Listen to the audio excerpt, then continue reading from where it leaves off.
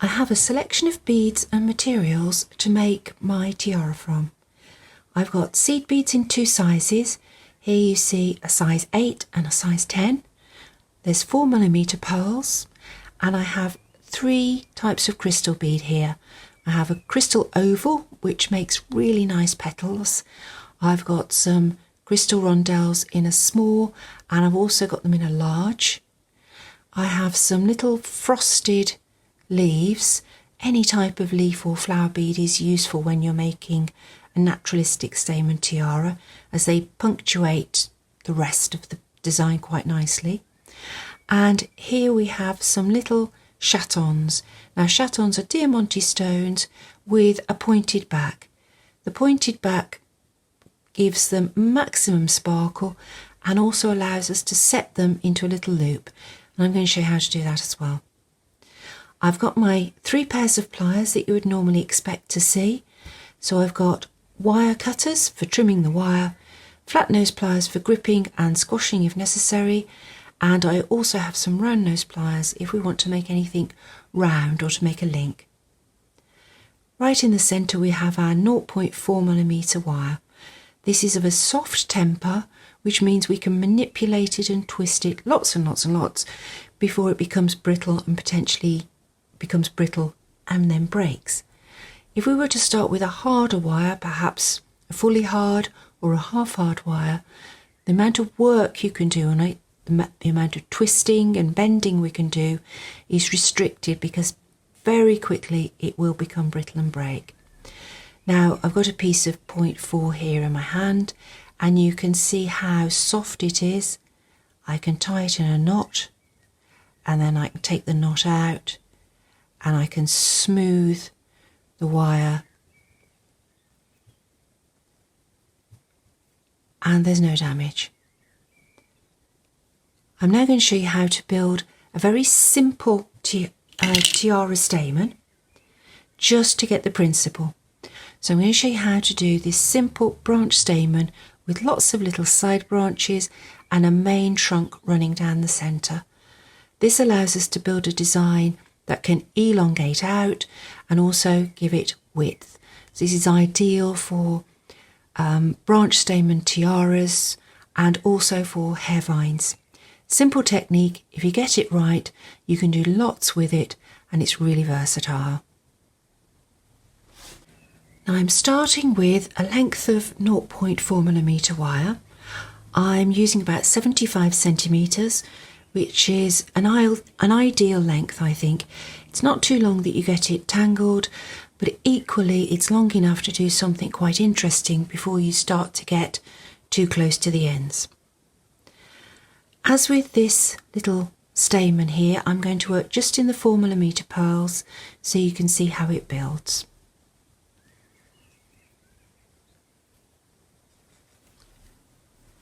Now I've smoothed the 0.4mm wire so it's kink free, and I'm going to find the midpoint, and the easiest way to do that is put the 2 ends together, and you can make a generous sort of rounded fold at the centre. And onto the centre of the wire I'm going to thread 1 bead, so that's just the 1 bead going on to one end of the wire, and I'm going to bring it down to the centre. Now almost always when you're making stamens you start in the centre of the wire. Now I want to make a little twist to make the first part of my branch stamen. To stop the twist going too far, I'm going to pinch the wire where it crosses over at the bottom of the loop. I'm going to hold on to my little bead and I'm going to twist. And as I twist, I'm going to pull slightly on the bead, and that helps the twist to form neatly and evenly. It also helps you to get a straight twist. You can always add a bend later, but it's good to start with something that's straight. Okay, so that's the first little stamen part of my branch stamen. Now I need to add another bead. Now when you're adding beads onto a stamen like this, you always need to add it onto the longest end of the wire. Now as you can see, that one is slightly longer than that one, so that's the end I'm going to use. and I'm going to thread on another pearl. I'm going to position it about 12 millimeters from the base of the previous twist, and I'm going to make a loop about that bead so I can bring the bottom of the loop together at the base of the first twist, and the bead is about 12 millimeters away from the base of the first twist. I'm going to pinch at that base point and twist to the pinch. When I separate out the ends, you can see I've made a V shape, and the two twists come all the way together. There's no untwisted wire at the bottom of the V. That's quite important, because if you have got a little bit of untwisted wire, you'll find it's softer and it's more vulnerable to bending out of shape and doing what you don't want it to do. When you'd much rather have it stay there, it will move to there. So make sure you've got the twist all the way down. Now I want to extend the length a little bit. If I was to continue just adding stamens at this point, I'd end up with a spray with perhaps stamens all different lengths, but it would all be concentrated around this centre point. To extend the length, to make more of a vine, I'm going to bring both sides of the wire together and pinch, and then I'm going to twist to the pinch.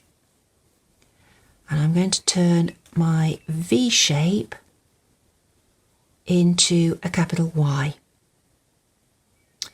Right, now let's see which end of the wire is longer. Now there's a big discrepancy.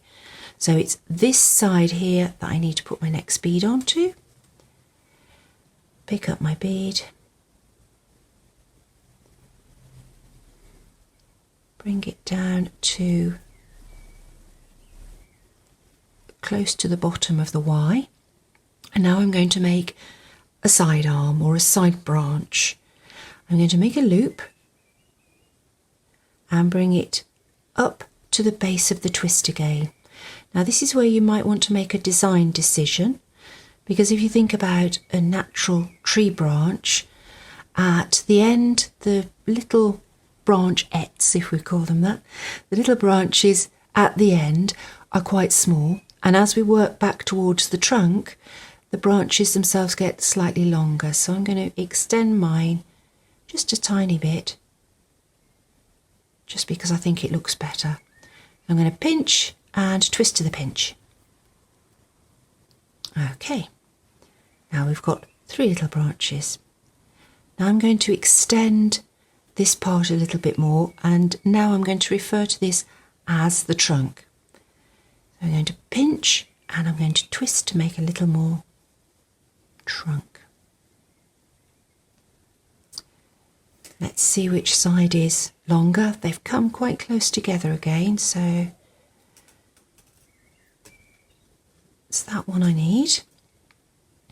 Now, if I was to continue like this, I would end up with a trunk zigzagging down with a little branch to each side, which is quite nice if you want to extend the width of your design.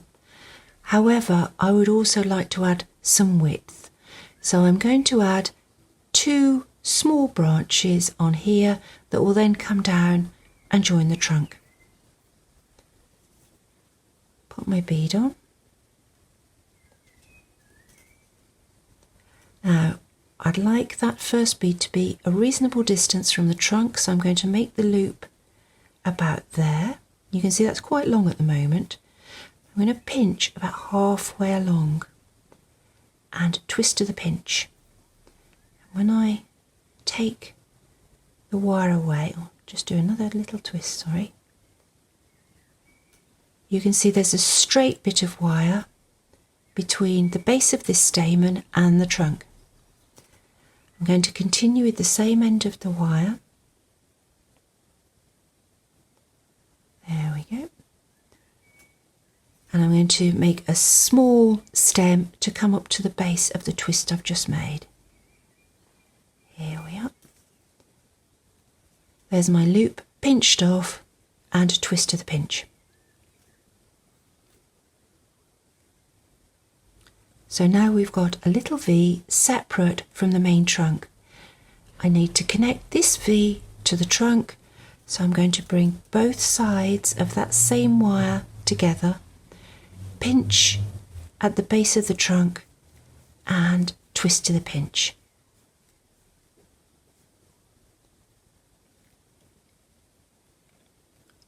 And you can see that's added a little bit of width.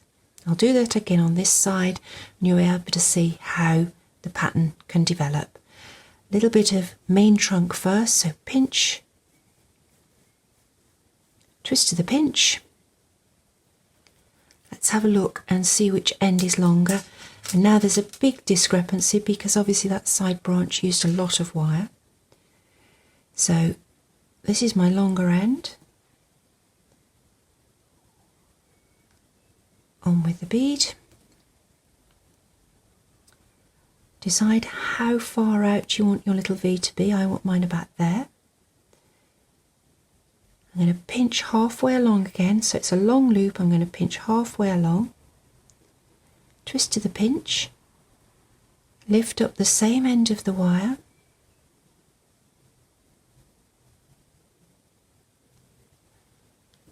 pop the bead on.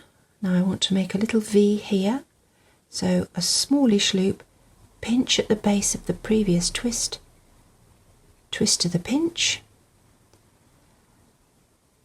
and now I can join this back up to the trunk, but I think I would like to add another little branch, so I'm going to pinch about halfway back to the trunk. So now I've still got my V, but I've still got a distance to go to the trunk, and I'm going to add another side branch. So you can see you can build these out quite a long way if you want to. There's my side branch, my original trunk just came slightly untwisted, so I'll re-establish that, and now there's my new side combination, 3 little pearls. I'm going to bring it back to the main trunk and twist back to the main trunk. Oh, it's flipped to the other side, so there we go. And a little bit of trunk.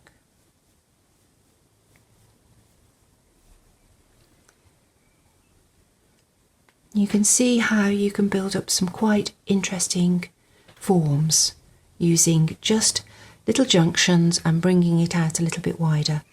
Now at the moment it's completely flat.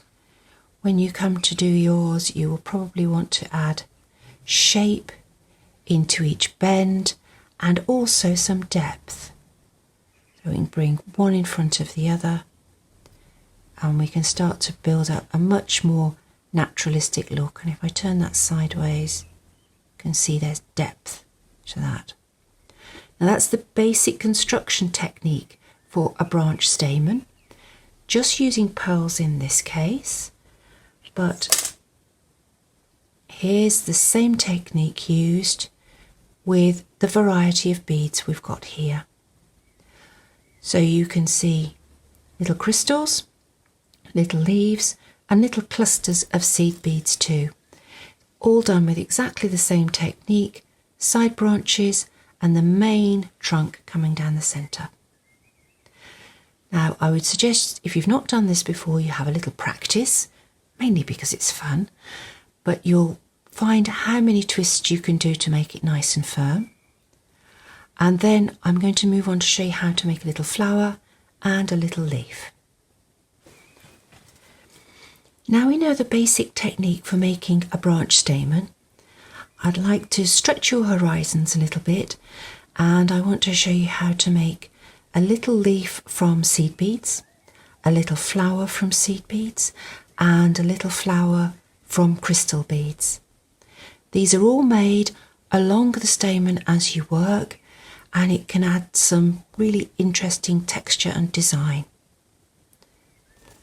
Now I've already got my new branch stamen started with a little pearl in the centre and a quick technique to show you before we go any further is how to make a setting for a diamante. Here we have our little chaton diamante stone. These are a 4mm stone, but you can get them in lots of different sizes. This particular technique works well for stones from about 3.5mm up to about 5mm. Now, this is my longest end of wire, and I'm going to make a little loop as though I was making a stamen with a bead at the end. But I'm not going to put a bead on. I'm just going to pinch at the base and twist to the pinch. I'm going to keep going, and as I keep twisting, you can see I'm making a smaller and smaller loop at the end. When I get to about that size, I'm going to stop, and I'm going to take my round nose pliers and push to make it nice and round. Now that will make a very successful setting for a chaton stone. If I just drop that in, you can see it sits quite nicely. Now you will need to use a glue to hold it in. I always use a PVA glue, not an expensive one, just a standard PVA glue. Rubber solution means that if the wire flexes or expands or contracts slightly with heat or cold, it's not going to crack and pop the stone out. And inexpensive PVA tends to dry clear, whereas the more expensive branded PVAs often don't dry as clear. So I'm going to take that out for the moment and make a little bit of trunk so I can make some room to make a little flower. Okay, let's find the end that's got the most length, which is that one there, and I'm going to bring up some size 8 seed beads. I'm going to thread on an odd number. I'm going to go for 7 because each bead is going to make a petal, and it seems to look better with an odd number of beads. So I've threaded on 7 beads for 7 petals. I'm going to bring it down towards the end of the trunk I've just made. Now I would like to number the beads 1, 2, 3, 4, 5, 6, 7, with number 1 being this first one closest to the trunk. And I'm going to position that about 12mm, perhaps a tiny bit more, away from the base of the trunk. I'm going to hold that in place and let the other ones fall away for the moment. They haven't come off the wire, they're just fallen away out of the way. I've got the end of the wire, and I'm going to push it through bead number 1 towards bead number 2. If I bring the other ones up, you can see it's coming towards bead number 2. I'm going to hold that bead still, and I'm going to pull through. And as I pull through, the beads make a circle. Now if you don't hold that bead number 1 still, it will zoom up to the base of the trunk. So you need to hold it quite firmly while you're doing the pull. And to bring the 2 sides of the wire together and twist back to the trunk.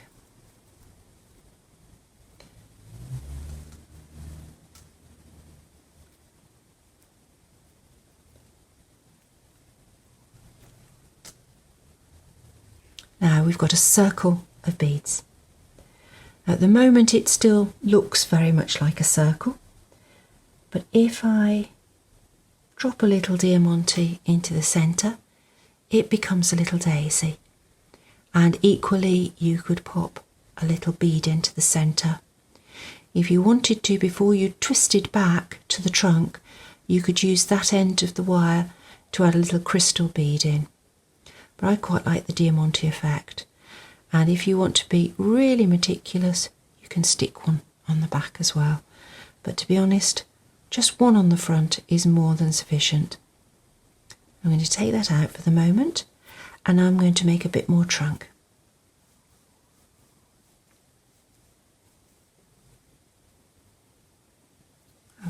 Let's find the longest end, which is this one.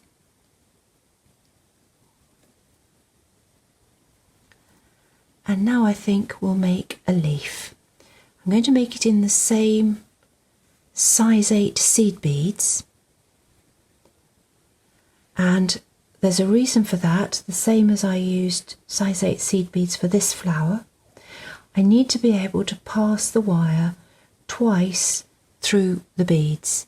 If you go for a smaller bead, like a 10 or an 11, sometimes the wire won't pass twice through the hole. So it's a size 8 seed bead or a bead that you can get the wire through twice. I'm going to make a stylized leaf and I'm going to put on 9 beads. So I've got 4, 5, 6, 7, 8, 9. Bring them down towards the trunk, a little distance away again, because that little bit of twist that you're going to add later means that you can put the leaf where you want it to be in your final design. Now I'm going to number them again, 1 to 9 this time. I'm going to slide number 9 slightly off the end so I can get at bead number 8. And I'm going to pass back through bead number 8 towards bead number 7. So it's the opposite thing we were doing before. As I pull on the end of the wire, that end bead, bead number 9, will pull up tight to bead number 8 and it acts like a little stopper. You can see that it's like a little anchor. Okay. Right, now I have 7 seed beads remaining. I'm actually just going to put on 6 to make the other side of the leaf. That's the point of the leaf we've just made. So I've got 6 beads there. And now I want bead number 1, which is that first one there. And I'm going to pass through bead number 1 towards bead number 2. So that's like we did before when we were making the circle, through 1 towards 2. And I'll pull through. And there you see the leaf shape open up. Crossing the wire over in that first bead opens up the bottom of the leaf shape, and so instead of getting parallel sides you get more of a drop shape. Bring the 2 sides of the wire back down to the trunk and twist to the pinch, and obviously the leaf needs a little bit of shape in it. Now again, before I came back down to the pinch, I could have put a line of beads down the centre, and indeed if I bring in this tiara, which is called Octavia, you can see we've got the same leaf profile here, but this one has got a drop bead in the centre. This is a faceted glass bead and it's just been applied to the centre before the stem has been twisted back to the main vine trunk. So it's quite a versatile technique. I'm going to make a bit more trunk, and then I think we'll make a crystal flower. Now this is the long end of the wire, and I'm going to do a crystal flower with the little rondelle beads. I'm going to thread one onto the wire and I'm going to hold it a short distance back from the trunk, so about 15mm this time. Bend the wire round to make a loop and make quite a small loop. So I'm quite close up to the crystal bead. You can see there's the stem coming off the trunk. Pinch and twist to the pinch. Now you see I just flipped it over once, so one complete rotation. So it's 2 flips with the finger.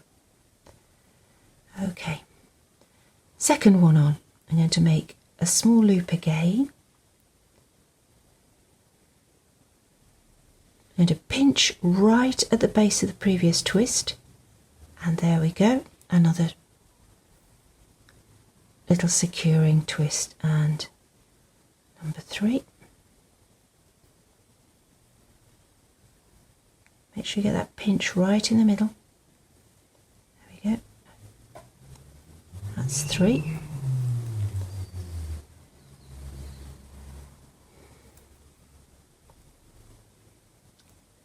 Number 4. This is getting quite difficult for you to see, I'm sure, but they are all coming into the middle, and this pinch becomes a little bit more difficult because you physically can't get your fingers in, but it's worth persevering, and hopefully you can see that's 4 petals on our flower. And this will be number 5. Again, an odd number, but 5 seems to fit rather well. Right. Now you can see why I've chosen those rondelle beads, because they have a lovely oval shape which looks rather like a blossom petal. Now I need to add a centre to my flower, so this is the same end of the wire. I'm going to bring it up between 2 petals, pop on one of my 4mm pearls. So I've come between these 2 beads, this bead here and this one, and I'm going to cross over to approximately the opposite side to pull the pearl into the centre, and there we have a little blossom flower. Now at the back I can pinch the wire from the trunk together with the wire that I've just made the flower with, and twist to the pinch. There we are. And a little bit more trunk.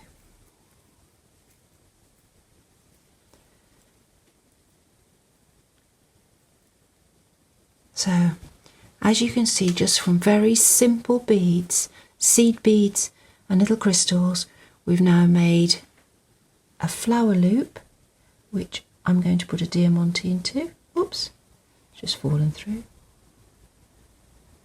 And we've got a diamante loop there. We've got a little leaf, which you can make any size. If you're making them larger, I'd cross over through 2 beads at the bottom, because that will really open it out. And we've got a little blossom flower with a pearl centre. Now I'm going to go and make a few stamens, and then in the next video I will show you how to assemble them into a beautiful briar style tiara.